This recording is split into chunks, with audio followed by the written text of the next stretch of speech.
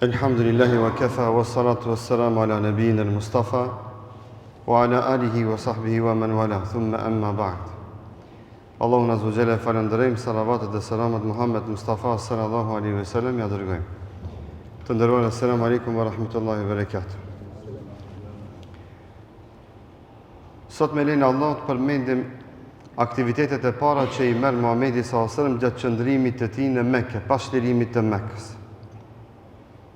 Ai sallallahu alaihi wasallam mbaron me shtërimin e Mekës, pastaj vazhdon dhe qëndron për disa ditë në brendit të Mekës me vetëm qëllim që të e vendon një rend të ri dhe një rregullore të dobishme për gjithë njerëzimin dhe historinë e njerëzimit deri në ditën e gjykimit. Në sajt të saj përmendim edhe fjalën që e thot Hindi, bashortë e Ebu Sufjanit, pasi që vjen të shtëpia e saj dhe e thën Putin bustin që e kishte në shtëpinë e saj dhe të njëjtin bust ajo e adhuronte, pasi që e theu bustin dhe Putin e saj, tha kunna minke fi gurur. I foli eks zotit të saj kushtimisht tha, një busti që e adhuronte me vite, tha, o ti bust, ishim të mashtruar nga ana yte. Jo vetëm që se fjala gurur është edhe mashtrim, edhe manipulim, por njëkohësisht është edhe mbendjemallësi, është i krenaria e rrejshme, mashtrueshme. Këtë e tha Hindi, shkaku se me kelit, duke qenë në vedi të plot, se Zoti që është mbi 7 kaqej është ai i cili i furnizon dhe tek ai kërkonin shi dhe bereqet kur ishin në zar dhe rand, përsëri adhuronin bustin, bustat që i kishin madje në numër të shumt, por krahas kësaj ishte edhe ai vetbesimi, ajo mendjemallësia dhe bindja se këto janë populli i zgjedhur dhe i dalluar në gadishtin arabik. E kjo më është gurur, është një mendjemallësi e njerëzve kur devijojnë shumë thellë dhe kur shkojnë shumë larg. Dhe kjo mendjemallësi është simptom i njerëzve që shumë thellë kanë deviju, që dhe këshillën me bo muadhan, doza e përgjigjes së tyre është e çuditshme.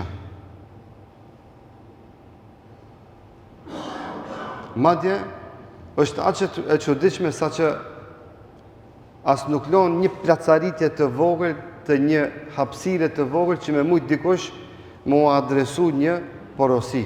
E keni vërejt disa njerëzve kur kush ju thot hajde falu. Atë që kanë vetbesim, atë që kanë mendjemallësi, dhe është të bindur janë se ata e kanë zemrën e mirë, e dini do me zemrën e mirë që i kina ne, që ka tijen, edhe kur kush merr guximin mi thonë hajde falu.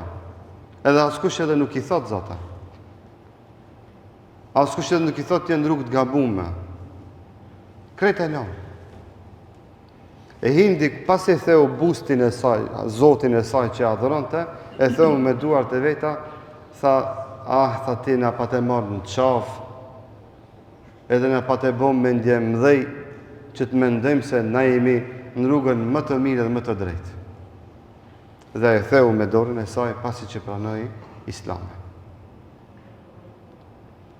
Edhe pse ajo mundeshte atë bust të e mban në shtëpinë e saj, si ishte në brendit të shtëpisë, por reflektimi i besimit të vërtet, besimtarin e çon kundrejt realizimit të një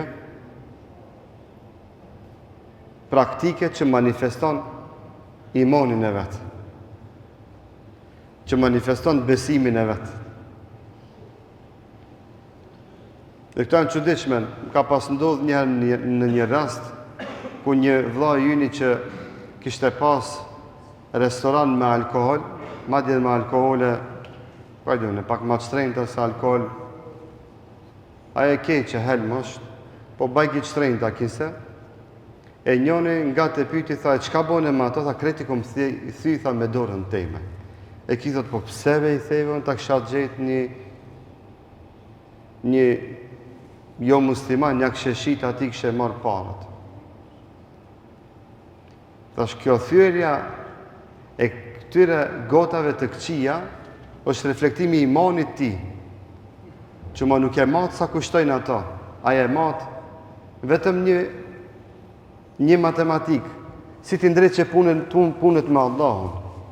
Sa do që i kushton mythi ato gota, nësa aja e shef se ky veprim do të manifeston pendimin e ti dhe afrimit e ti tek Allahu, ati si bëhet vonë gjitha ato mythi.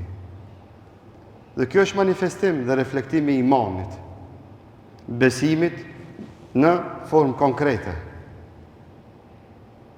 në formë praktike.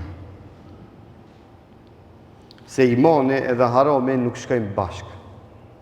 Imani, ai që ka iman besim në zemrën e vetë, ka një senzor që haramin se do. Që haramin nuk e do. Dhe të keqen nuk e do. S'është i qetë, nuk është i rahatshëm. Dhe këto shembuj,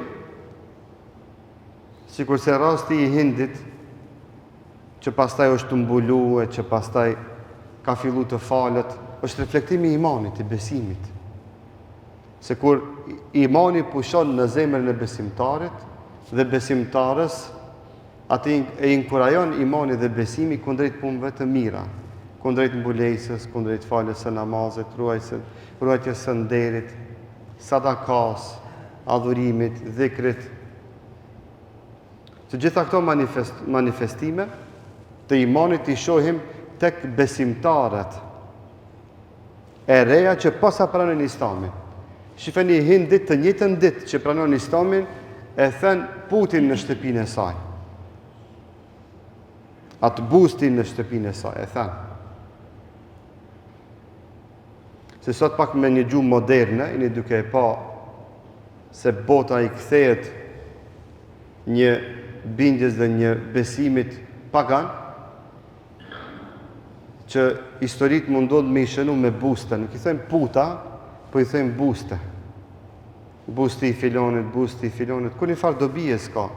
Se e njëjta mundot mu kompenzu me një plak shumë modeste dhe me ajo plak me shënu historinë e asoj ndodhije, pa pas nevoj me vëndu atë bustin me ndreq një thes pare,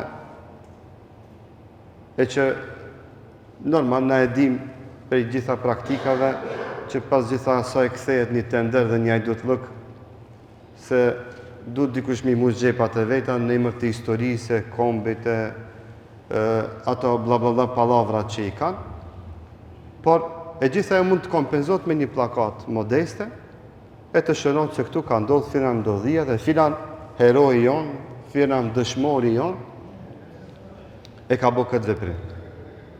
Dhe ky veprim dhe veprimet e tilla kanë qëndrimin e vetë në historinë islame dhe në fenë islame.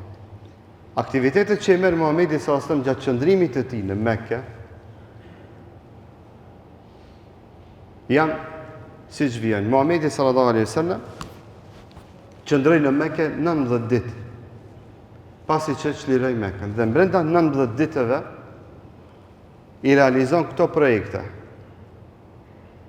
Brenda 19 ditëve, Muhamedi s.a.s. e bën dhe ndërton një infrastrukturë islame multidimensionale, qoftë në aspektin fetar, qoftë në aspektin e infrastrukturës, qoftë në aspektin e sigurisë, qoftë në aspektin e udhëzimit, menaxhimeve administrative që kishte nevojë Mekkeja, për 19 ditë e ndërton atë qytet për së dyti. Me krejt nishanët. 19 ditë o vllazër. Brenda 19 ditëve, Muhamedi s.a.s. Mekën e kthen në një gjendje funksionale që i mundësohet Mekën ta braktisë dhe të kthehet apet në Medinë dhe Mekja të funksionoje hiç pa asnjë problem. Hiç pas një problem të funksionohet. Se kur ndërton një shoqëri e cila ka emanet dhe ka besë dhe fjalë, shumë e ki letë. 19 ditë, a mund ma gjej dikush një administrator ditës sotit që jo një qytet e një popull si kemë Mekja dhe Mekelit, për 19 ditë ta renovojë një dhamë. Mos folmi një shtëpi. E mos folmi për 19 ditë me rregullu një komunë apo një qytet, administratën me funksionua ajo, pa qenë kryetari aty. Si është arrit kjo? Duke gjyku me drejtësi kush çfarë përgjegjësie ka me marrë mbi supet e veta. Kanë do ta lënë kryetar të komunës Mekke, kanë ka me lënë përgjegjës për këtë punë me drejtësi. Jo me njofsi, o vëllezër. Kjo na mbyti neve dhe kjo e mbyti botën. Është duke ngulfat botën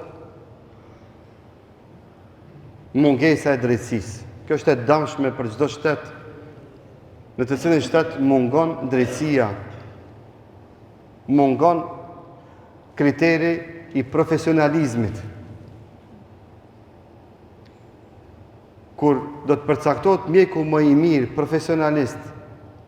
profesionist në spitalin e tij, tjetë ai menaxheri i asaj dhe udhëheqës, ai ka më sa e punë ka e mira. Kur ekonomisti i mirë do të vendohet ministri i ekonomisë, ka me lulzu ekonomia. Ama te ekonomia vnota i duti, ati ku duhet, ai që duhet me rujt popull, me gjiku me drejtësi vendot hajduti, ati ku duhet me rujt popullin vendot hajduti,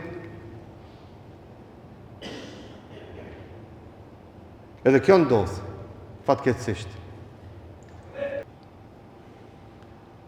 A i kuptoni, vëllezër, si dëmtohet bota dhe njerëzimi, dhe si të keqës i jepet arsye dhe mundësi me lulëzu, edhe ndodh çka ndodhi në shoqëritë islame. Për 19 ditë, ju dha fund edhe ai duhet lëkit, edhe keq përdorimi që të pasurit ja bënin të varfërve. Drejtësi s'ka.